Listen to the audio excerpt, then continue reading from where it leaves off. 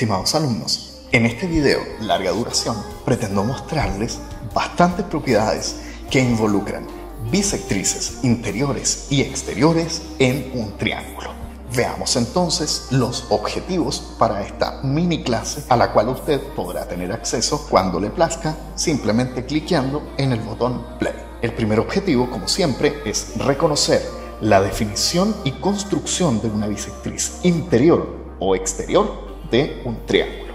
El segundo objetivo dice relación con aplicar correctamente las propiedades de simetría que aparecen al dibujar bisectrices en una configuración. Y el tercer objetivo, como siempre el más complejo, dice relación con analizar y sintetizar información que permita justificar propiedades geométricas a partir de la construcción de bisectrices. Partamos entonces con la definición de una bisectriz de un ángulo. Como usted ve ahí en la figura, hemos marcado un punto P y a través de P hemos trazado dos rayos. Un rayo que pasa por arriba del título y un rayo que va hacia abajo de la pantalla. Pues bien, de esta forma hemos generado, ¿verdad?, el ángulo cuyo vértice es P. Vamos a decir que el punto Q que estoy marcando ahí en rojo pertenece a la bisectriz del ángulo si ocurre que la proyección ortogonal desde Q hasta los dos lados de este ángulo son congruentes, es decir, en la figura los segmentos en azul que caen en 90 grados en cada uno de los lados de este angulito deberían medir lo mismo. Así es que podemos enunciar de que la bisectriz de un ángulo es el lugar geométrico de todos los puntos que equidistan de los lados de un ángulo. De la misma forma, entonces, podemos construir ahora el punto R bajo las mismas condiciones, es decir, el punto R se proyecta en 90 grados hacia los dos lados del ángulo y se pide que esos segmentos midan lo mismo. Lo primero que estamos visualizando en la figura, estimados alumnos, es que al parecer el punto P, el punto R y el punto Q son colineales. Pues bien, eso corresponde ya a las propiedades de la bisectriz, que va a ser lo que viene a continuación. Teorema número 1. La bisectriz de un ángulo, como dice ahí, es una línea recta que corta al ángulo a la mitad. Es decir, los dos angulitos en los que ha quedado dividido tienen la misma medida. Vamos con la demostración. Mire usted, si tomamos la figura original que habíamos puesto delantito, notaremos de que bajo esas condiciones podemos conectar el punto P con el punto Q y notar que el triángulo que está ahí abajito y el triángulo que está ahí arriba tienen bastante en común, pues los dos tienen un ángulo de 90 grados y comparten la hipotenusa y además comparten un cateto, es decir, por el criterio lado-lado, ángulo mayor, estos dos triángulos son congruentes y por tanto los ángulos en los que ha quedado dividido el ángulo grande deberían medir también lo mismo, como lo estamos sugiriendo ahí con el color rojo. Ahora bien, el mismo análisis con el punto R nos va a llevar a las mismas conclusiones con el color ahora celestito que yo estoy marcando ahí en el vértice P. Luego de esto, notaremos de que si marcamos solamente los puntos Q y R, notaremos de que el ángulo formado por el segmento PR y la línea que va hacia abajo debería ser el mismo que el ángulo formado por la línea PQ y la línea que va hacia abajo. Por tanto, los puntos P, R y Q son colineales, como lo anuncia el teorema. Así es que podemos dibujar la figura como usted está viendo ahí. Los tres puntos P, R y Q son colineales. Y efectivamente, GeoGebra nos confirma nuestra deducción geométrica. Ahora bien, veamos el teorema número 2. Las bisectrices de los ángulos interiores de un triángulo, que simplemente llamaremos, por supuesto, de ahora en adelante bisectrices interiores, son concurrentes, es decir, las tres bisectrices pasan por un punto en común.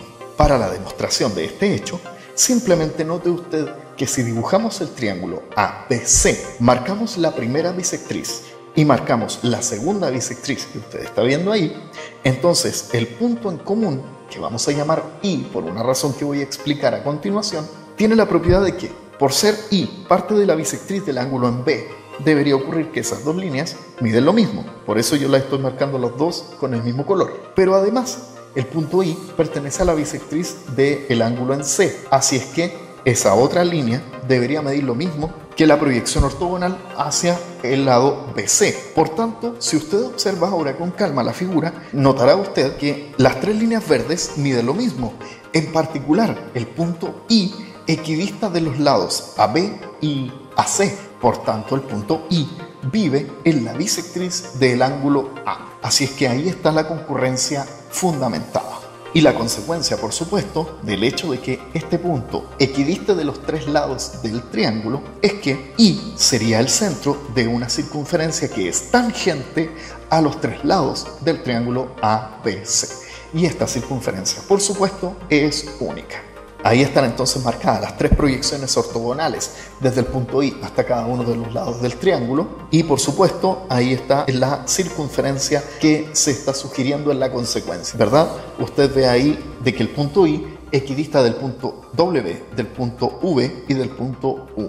Así es que efectivamente existe esa circunferencia a la cual vamos a llamar circunferencia inscrita y el punto I se va a llamar incentro. Y por eso se denota con la letra I latina. El tercer teorema es el mal llamado por muchos profesores de matemática como el teorema de Apolonio. Pues bien, aquí lo llamamos con el nombre que corresponde y se llama teorema de la bisectriz interior, que dice que si trazamos en la figura el triángulo ABC, que es cualquiera, y marcamos la bisectriz interior CP, entonces el punto P divide al lado AB en dos segmentos que están en la misma proporción que los correspondientes lados del triángulo. Es decir, AP es APB como AC es ABC. Para la demostración de este hecho, simplemente observamos que si marcamos esa altura que está ahí, podemos escribir que el área del triángulo APC es igual a esa cosa que estoy escribiendo ahí. Y además, el área del triángulo BPC también se puede escribir de esa otra forma. Así es que podemos dividir estas dos igualdades y obtener que el área del triángulo APC es al área del triángulo BPC como AP es a BP. Es una igualdad importante, así es que la llamaremos asterisco. Y ahora, si trazamos esa otra altura, H', notaremos de que el área del triángulo APC también se puede escribir como H' por AC partido por 2. Y el área del triángulo BPC también se puede escribir utilizando H' en vez de H. Así es que de nuevo podemos hacer la división y llegamos a la conclusión de que el área del triángulo APC es al área del triángulo BPC como AC es a BC. Igualdad importante, la llamaremos doble asterisco.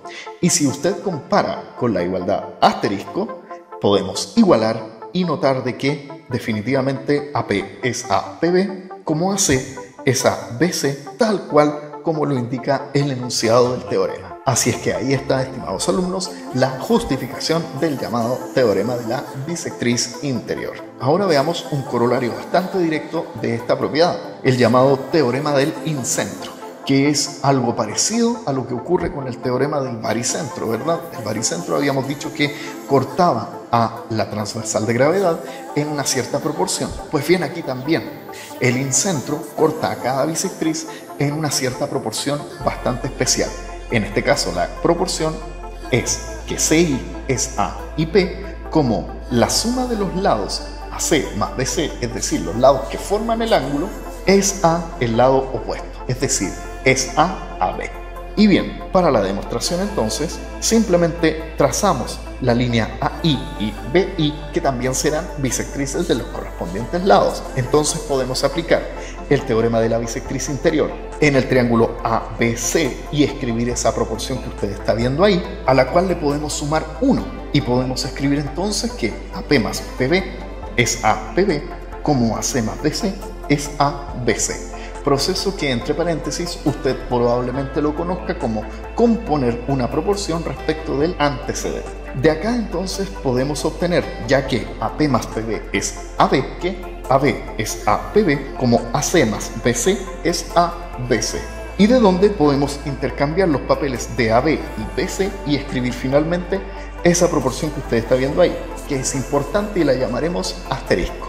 Ahora bien, podemos utilizar el teorema de la bisectriz interior también en el triángulo CPB y escribir que CI es A y P como CP es A, PB.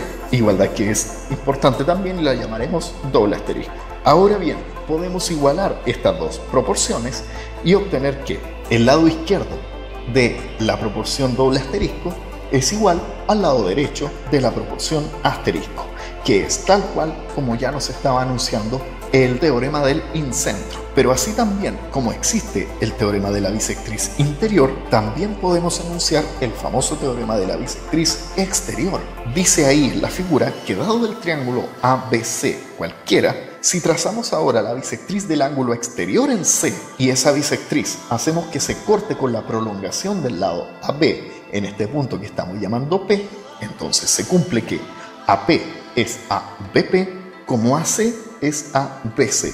Es decir, el lado derecho de la proporción sigue siendo el mismo, pero el lado izquierdo ya no es un corte interior, ya no es una razón interna en el segmento AB, sino que ahora es una razón externa, lo cual es bastante útil de saber junto con el teorema de la bisectriz interior a la hora de definir la llamada cuaterna armónica, que será objeto de nuestro estudio cuando veamos geometría proyectiva. Por lo pronto veamos entonces la demostración de este hecho. De la misma forma que en la bisectriz interior, vamos a trazar las alturas y proceder comparando las áreas de los triángulos. Mire usted, el área del triángulo APC se puede escribir de esa forma y el área del triángulo BPC se puede escribir de esa otra forma. Así es que procediendo igual que delante, podemos hacer la división y obtener que el área del triángulo APC es al área del triángulo BPC como AP es a BP y la marcamos importante como asterisco. Y si ahora marcamos esas dos alturas que estoy marcando ahí como H' y recordamos que el punto P, por ser parte de la bisectriz del ángulo exterior en C, equidista de los lados que forman ese ángulo. Y por tanto, las dos alturas que yo estoy marcando ahí miden lo mismo. Así que por eso yo las marco ambas con el nombre de H'. Y nuevamente comparamos las áreas de los mismos triángulos y obtenemos que el área del triángulo APC ahora se puede escribir de esa forma y de la misma manera el área del triángulo BPC la podemos escribir así. Así es que una vez más hacemos la división y obtenemos que el área del triángulo APC es al área del triángulo BPC como AC es a BC. Igualdad importante, doble asterisco, de donde nosotros ahora podemos nuevamente igualar ambas proporciones y llegar a la conclusión que nos indicaba el enunciado del teorema, es decir, AP es a PB como AC es a BC. Ahí está entonces justificada el cuarto teorema que estamos enunciando en esta clasecita. Vamos ahora al teorema número 5, que ya es un poco más interesante, no es tan común de verlo en un curso de enseñanza media en Chile y por eso no deja de ser un gran aporte acá en YouTube. Dice así: el punto de intersección de dos bisectrices exteriores de un triángulo es centro de una circunferencia que resulta ser tangente a un lado del triángulo y a la prolongación de los otros dos. El significado de esto, por supuesto, lo veremos de manera gráfica a continuación. Así es que vamos con la demostración de este increíble hecho. Partimos del triángulo ABC, al cual hemos proyectado el lado AB y el lado BC. Vamos a marcar la bisectriz exterior del ángulo en B y la bisectriz exterior del ángulo en C. Estas dos bisectrices se han cortado en el punto que yo estoy llamando ahí E. Este punto, como sabemos, equidista de esos dos lados, pues es parte de la bisectriz del ángulo en C, pero también equidista de los lados de acá abajo, pues es parte de la bisectriz del ángulo en B. Así es que, como conclusión, los tres segmentos en morado miden lo mismo y por tanto podemos marcar los puntos L, J y K como las intersecciones, las proyecciones ortogonales de este punto E sobre cada uno de los segmentos que ya hemos trazado y observar de que la igualdad de segmentos nos indica la existencia de esta circunferencia que yo estoy marcando ahí en verde oscuro. A esta circunferencia nosotros la llamaremos circunferencia adscrita al triángulo ABC, pues queda dibujada en la región exterior de este triángulo. La primera consecuencia que debemos observar en esta configuración es que el punto A, el punto E y el incentro del triángulo ABC son colineales. Eso es sencillamente culpa de que el punto E equidista de los dos lados que forman el ángulo en A, pues el segmento EL mide lo mismo que el segmento EK. Así es que el punto E debe ser parte de la bisectriz del ángulo en A, pero esa bisectriz sabíamos que pasa por el incentro. Así es que definitivamente existe esa línea que yo estoy marcando en rojo.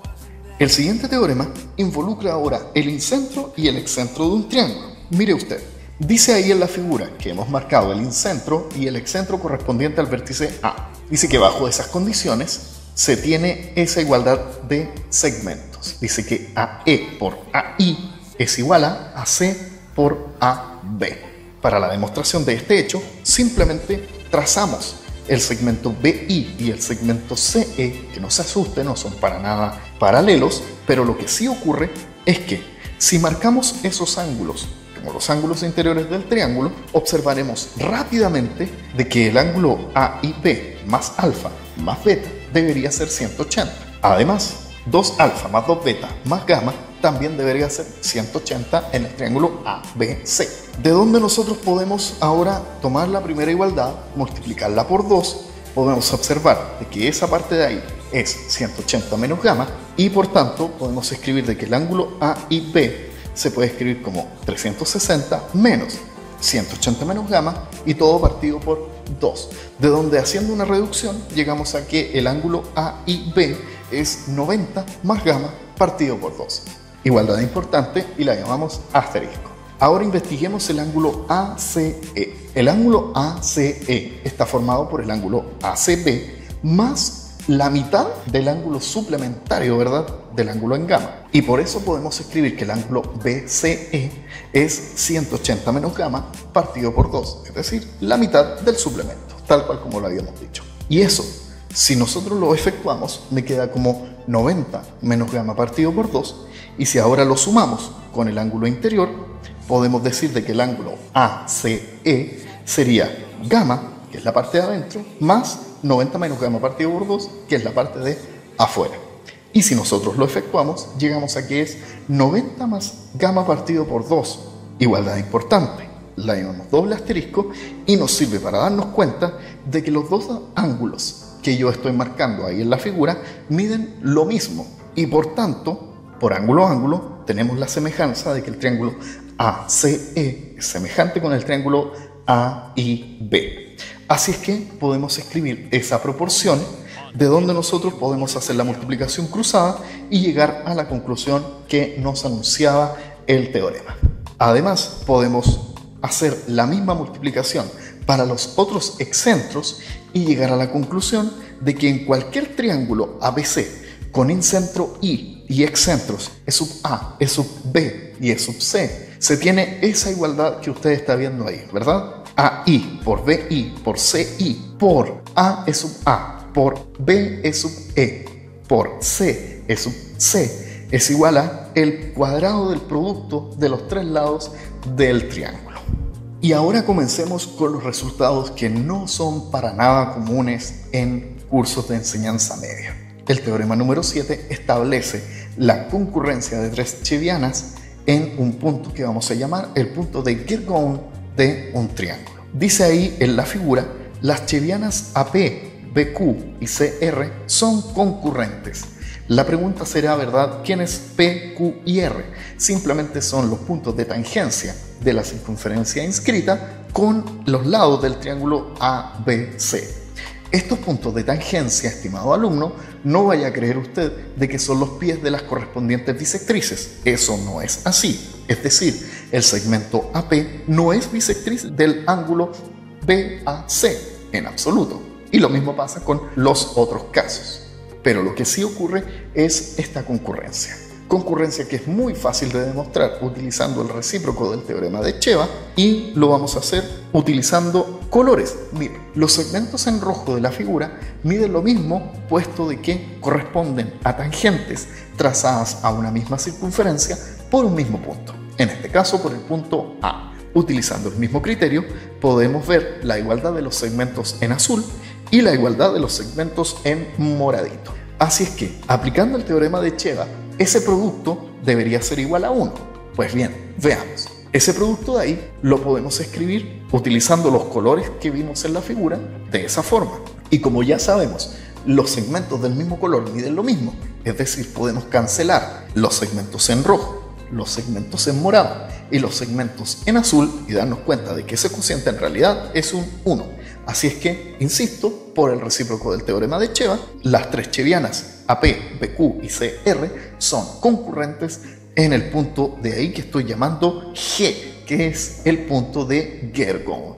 Y ahora veamos el corolario, que es el realmente interesante en este punto de la materia. Dice así: en todo triángulo ABC con circuncírculo K, si T sub A es tangente a K por A, T sub B, por supuesto, será tangente a K por B, y T sub C será tangente a K y pasa por C. Y si finalmente llamamos X a la intersección del lado AB con la tangente T sub C, y al punto de intersección de la recta BC con la tangente T sub A, y Z es la intersección de la recta AC con la tangente T sub B, entonces increíblemente estos tres puntos X, Y y Z están alineados. Veamos entonces la configuración de manera gráfica. Mire usted, ahí tenemos el triángulo ABC, ahí tenemos el circuncírculo K. Vamos a trazar por A la tangente que está en roja y la vamos a intersectar con el lado BC, o sea, por supuesto con su prolongación. Ese punto es el llamado I. De la misma forma, trazamos por C la tangente al círculo y la intersectamos con la prolongación del lado AB en el punto X. Y trazamos de nuevo la tangente al circuncírculo por el punto B y lo intersectamos con la prolongación del lado AC. Y ahí hemos formado el punto Z. Y el teorema de Gergonne lo que nos indica, insisto, es que los puntos X, Y y Z están alineados como lo sugiere el diagrama a continuación. ¿Ve usted? Bien, lo que vamos a hacer entonces para la demostración es utilizar un poquitito de materia más avanzada. Mire usted, vamos a continuar las tangentes en A y en B hasta que se corten en el punto que estoy llamando P. Y vamos a aplicar lo que vamos a llamar una transformación dual. Los puntos A, B y C son invariantes por ser punto de tangencia. Y como sabemos de las transformaciones duales, cada punto debe convertirse en su correspondiente polo respecto de la circunferencia. En este caso, por supuesto, estamos aplicando la transformación dual respecto de la circunferencia K. De esta forma, entonces, P se convierte en su polo y el polo sería el segmento AB, pues es el que une los puntos de tangencia. De la misma forma, el punto Q que usted está viendo ahí se convierte en su polo, que sería BC, y el punto R se convierte en el polo AC. Ahora bien, el punto I que está usted viendo ahí arriba es la intersección entre la polar de A, es decir, la recta que contiene el inverso del punto A, y la polar de Q, es decir, la recta que contiene el inverso del punto Q. Por tanto, por uno de los tantos teoremas de la teoría de inversión, I debe convertirse en el segmento AQ, es decir, el segmento que contiene los polos que se intersectan en él. Del mismo modo, el punto Z debe convertirse en la recta BR y el punto X debe convertirse en la recta CP. Así es que veamos ahora en qué se ha convertido nuestro teorema. Mire, si usted observa la figura, notaremos que el triángulo en cuestión es el triángulo PQR. Y los puntos que se supone que son colineales deberían llevarnos a rectas que son concurrentes. En este caso, el punto I dijimos que se convertía en el segmento AQ. El punto X dijimos que se convertía en el segmento PC. Y el punto Z dijimos que se convertía en el segmento RB. Y si observamos la figura, notaremos de que los segmentos RB, PC y AQ son justamente las chevianas que concurren en el punto de Gergonne del triángulo PQR. Así es que, como estos tres segmentos son concurrentes, sus duales, es decir, los puntos X, Y y Z, deberían ser colineales. Y ahí está la demostración de este increíble hecho. Dicho sea de paso, que en la configuración que usted está viendo en la figura, en el triángulo PQR, R, diremos que la recta que pasa por los puntos X, Z e Y es la recta de Gergonne del triángulo PQR. Y esta recta, como usted observa en la figura, se forma intersectando los puntos de tangencia de la circunferencia inscrita con la prolongación del lado opuesto. Por ejemplo, los puntos A y C, que serían los puntos de tangencia, se traza el segmento que contiene esos puntos y se intersecta con la prolongación del lado PQ.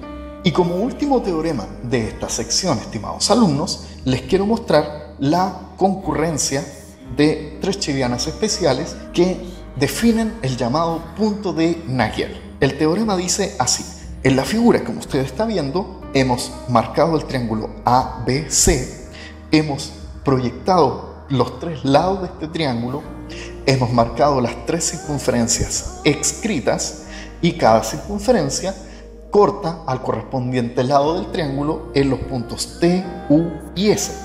Pues bien, lo que queremos demostrar es que las chivianas AS, BT y CU son concurrentes y el punto de concurrencia es el que vamos a llamar el punto de Nagel del triángulo ABC. Vamos entonces con la demostración. Para la demostración necesitamos marcar todos los demás puntos de intersección de las circunferencias con las proyecciones de los lados del triángulo ABC. Así es que por eso han saltado ahí todos esos puntos que hemos tenido que marcar.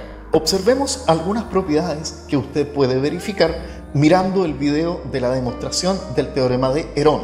Fíjese usted, el segmento AN mide lo mismo que el segmento BM y ambos miden lo mismo que el semiperímetro del triángulo ABC. Por lo tanto, AM mide lo mismo que BN. De la misma forma, el segmento BO y el segmento PC deberían medir lo mismo. Y el segmento AR, el segmento QC, también deberían medir lo mismo. Así es que lo que vamos a hacer ahora es utilizar la misma técnica que para demostrar la existencia del punto de Gergonne. Vamos a trabajar con colores. Miren, sabemos que AQ es igual con AU, AM es igual con AT, BP es igual con BU, BN es igual con BS, y CO es igual con CT, y CS es igual con CR.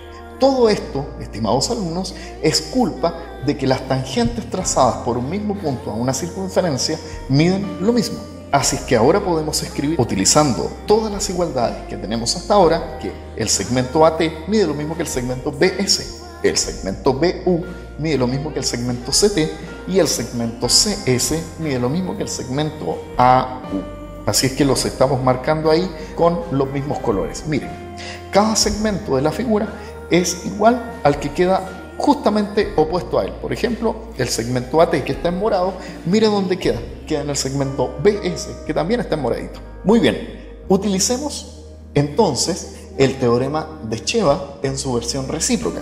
Es decir, si el cociente correspondiente nos da 1, entonces los segmentos deberían ser concurrentes. Mire usted, ahí está el producto que nos tiene que dar 1 y de nuevo lo coloreamos con los correspondientes tonos que tenemos en la figura. Observamos de que cada tono es igual en el numerador y en el denominador, así es que podemos simplificar y nos queda que finalmente, después de todo esto, me queda simplemente un 1. Así es que las rectas son concurrentes como lo habíamos estado anunciando. Entonces, estimados alumnos, el punto de Nagel ha quedado definido y demostrado. Espero que les haya quedado clara mi explicación y exposición de este tema tan interesante como son las bisectrices interiores y exteriores en un triángulo. No obstante, se nos ha quedado materia afuera del tintero, puesto de que si no, este video se vería demasiado extenso.